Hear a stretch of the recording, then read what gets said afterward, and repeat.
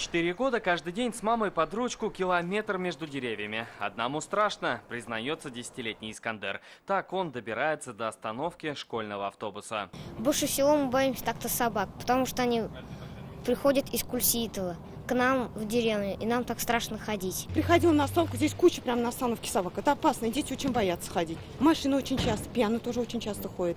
И таких учеников, как Искандер, в поселке Урманчи Высокогорского района около 30. Школьный автобус, который едет в Казанскую школу, останавливается в километре от их домов. Хаюшку, как мама мне говорит. Когда машин нету, я перехожу на другую дорогу. А собак часто видишь? Зимой-то вообще холодрыга, они иногда и опаздывают, автобусы приезжают попозже. Водителя разводит руками. Маршрут указан в документах, а передвижение автобуса контролирует ГЛОНАСС. Нет у нас туда маршрута. Вот один мужчина говорил, я говорю, мы не ездим туда, нет. От остановки в Кульсаитово до поселка примерно километр пути. Вроде не так много, да и прогулка возле леса. Но дело в том, что вдоль дороги нет не то что тротуара, а даже и нормальной обочины. При этом, по словам родителей, здесь достаточно места для разворота автобуса и остановки. Кстати, освещение, знаки и разметка здесь появились только после нашего зимнего сюжета. В начале года мы уже говорили об отсутствии школьного автобуса для детей из поселка. Тогда совместная комиссия ГИБДД, дорожников и Минобра ссылалась на отсутствие инфраструктуры для перевозок детей. Исполком Высокогорского района со своей стороны этот вопрос полностью решил. Только вот автобус до Урманча так и не доехал. Я говорю, автобус пойдет.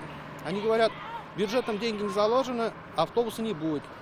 Как так, межмуниципальный маршрут, и на это денег нету, исполкома города Казани. Статья 40 Закона об образовании разъясняет такой случай. Организация перевозки детей между поселениями, входящими в состав разных муниципалитетов, осуществляется учредителями школ, если на территориях указанных муниципальных образований не обеспечена транспортная доступность соответствующих образовательных организаций по месту жительства обучающихся. В письменном ответе исполком Казани утверждает, что готов рассмотреть возможности организации перевозки детей, если район оплатит эти расходы, о чем он и проинформировал Высокогорский исполком еще в 2016 году. В свою очередь исполком района говорит, у них нет ни автобуса, ни средств. У нас не предусмотрено в бюджете, мы оплачивать не можем. А в этом году почему не включили траты?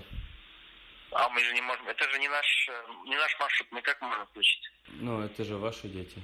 Ну, они же учатся в Казани. Если, например, дети начнут ходить в Высокогорский район. Но автобуса нет пока?